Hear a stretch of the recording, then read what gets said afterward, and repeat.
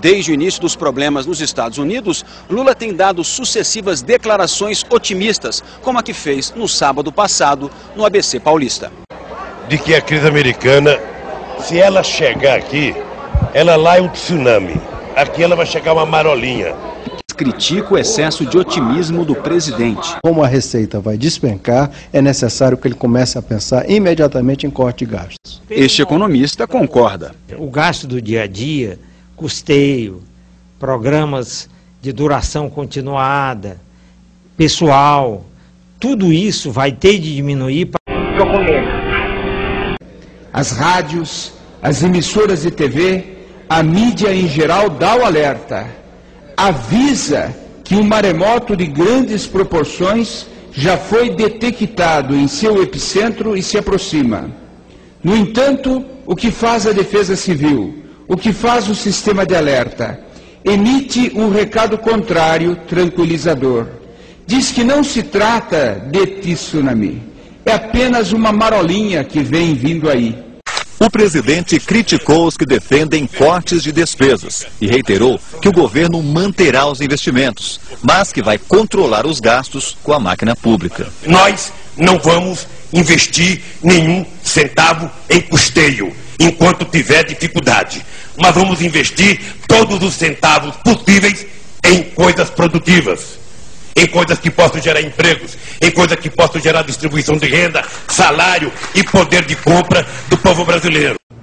O governo vai dar uma mãozinha para aumentar as vendas de carros, as exportações e o crédito dos empresários. Durante a reunião do Conselho de Desenvolvimento Social, o ministro da Fazenda anunciou ainda que vai acelerar a devolução dos créditos tributários das empresas. Já a ministra da Casa Civil, Dilma Rousseff, disse que o governo vai continuar a investir em obras do PAC, avaliadas inicialmente em 504 bilhões de dólares. As medidas foram elogiadas por empresários. O presidente Lula, mais uma vez, se mostrou otimista e com discurso afinado com o do ministro da Fazenda. Eu acho que vocês vão ter surpresa. Quem está apostando em crescimento muito baixo em 2009 pode quebrar a cara. Os analistas que tomem cuidado. Inteiramente na contramão de todo mundo. Todo mundo desesperadamente adotando aquelas medidas que a gente sabe que são as únicas possíveis. Mas nós não fizemos isso. É pouco provável que na eleição do ano que vem nós tenhamos uma situação de bonança. Nós vamos estar numa situação complicada, provavelmente. Não é o que eu desejo, não é o que ninguém aqui deseja. Aliás, se tem uma característica do PSDB, eu posso falar isso sem nada de gabolice, é não jogar no quanto pior melhor. Nós não sabemos jogar no quanto pior melhor. Felizmente, o povo sabe como mandar o seu recado. A queda de popularidade no prestígio do presidente da República é um indicador. Aqui ela vai chegar uma marolinha. Marolinha porque não afeta a ele. Produção da indústria desaba. É a maior queda desde 91. Má administração aí do governo. Crise avança com desemprego. Primeira coisa foi mandado embora. E o governo Lula atrasa as obras do PAC. É só falação e pouco trabalho. Governo Lula. Muita marola, pouco trabalho. Democratas. Compromisso com o Brasil. Não está errado. É um erro de análise econômica. É erro. Às vezes o engenheiro constrói uma ponte e a ponte tem um defeito, né? Às vezes constrói um avião, o avião tem um defeito. No caso, eles estão errando. É falta de formação sólida e de experiência de conhecimento econômico. Candidato José Serra, gostaria de saber o que você pretende fazer em relação aos impostos. Você pretende aumentar, abaixar impostos, ou você pretende dar políticas de incentivos fiscais, que nem o PT fez quando viu a crise financeira e abaixou? Olha, em primeiro lugar, nós demos sim incentivos fiscais em São Paulo durante a crise. Incentivos fortíssimos.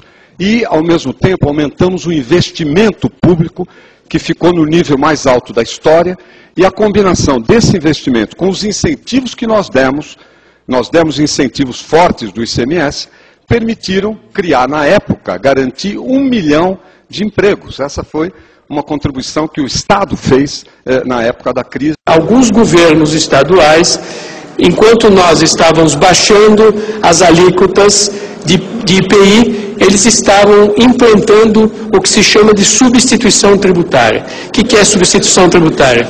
Significa você pegar o tributo que está ao longo da cadeia produtiva e puxá-lo para o início da cadeia produtiva. Ou seja, no início do processo, você antecipou o imposto a ser pago. Você tirou capital de giro das empresas. Os empresários, tendo que pagar esses impostos antecipadamente, eles não repassaram para os preços a totalidade disso aqui. Isso foi feito em São Paulo e em outros estados, e eu vou conversar com os governadores, não é? Porque de certa forma eles se aproveitaram. Veja, a tributária é um mecanismo legítimo, tecnicamente correto, porque ele combate a sonegação. É um expediente correto, porém feito no momento errado.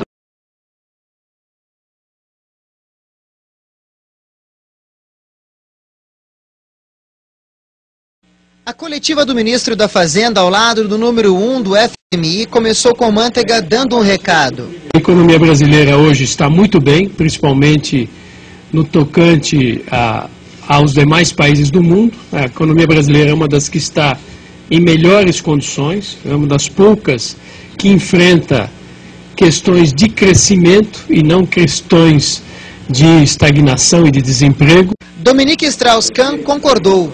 Disse que o país enfrentou a crise econômica com corte de gastos e impostos, mas também com um programa de crescimento. A receita, de acordo com o diretor-presidente do FMI, deve ser seguida pela Europa, que enfrenta turbulências econômicas. Para Kahn, as políticas implantadas pelo país são corretas e deveriam ser copiadas por outras economias. E quando reagiu, reagiu mal. Agiu na contramão de todos os países do mundo. Inteiramente na contramão de todo mundo. Todo mundo desesperadamente adotando aquelas medidas que a gente sabe que são as únicas possíveis. Mas nós não fizemos isso. Aqueles burros de circo pobres, o espectador falava número 4 e o burro dava 4 batatas no chão. Embuste ou não, os jornalistas perguntaram. Um lado, o governo põe o pé no breque e o Ministério da Fazenda põe o pé no acelerador. Pelo menos essa é a sua conclusão. O risco é o carro rodopiar. Quer dizer, que o samba do crioulo. É uma contradição completa. Pode quebrar a cara. A verdade é que o PIB de hoje demonstra que a economia brasileira está se recuperando. Mas demonstra também que ele só caiu do jeito que caiu. Porque uma parte da sociedade brasileira entrou em pânico, porque acreditou mais nas manchetes de jornais do que naquilo que a gente falava que ia acontecer neste país. Tem gente que desativou totalmente qualquer investimento. Teve gente que deu férias coletivas no mês de dezembro. Teve gente que deu férias coletivas no mês de janeiro. E eu acho que foi um erro de pessoas que preferiram acreditar, muitas vezes, numa mentira bem contada, do que acreditar numa verdade nua e crua que estava acontecendo. Este país realmente estava mais preparado que todo o mundo desenvolvido para enfrentar a crise econômica. O futuro presidente vai ter que enfrentar a pressão da política nacional e internacional. E vem muita pressão por aí. É por isso que eu vou votar no Serra. Que me dá segurança. Porque dele eu sei o que será. Está errado.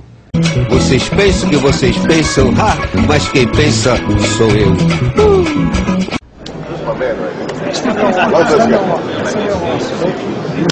Canalhas, arrependei!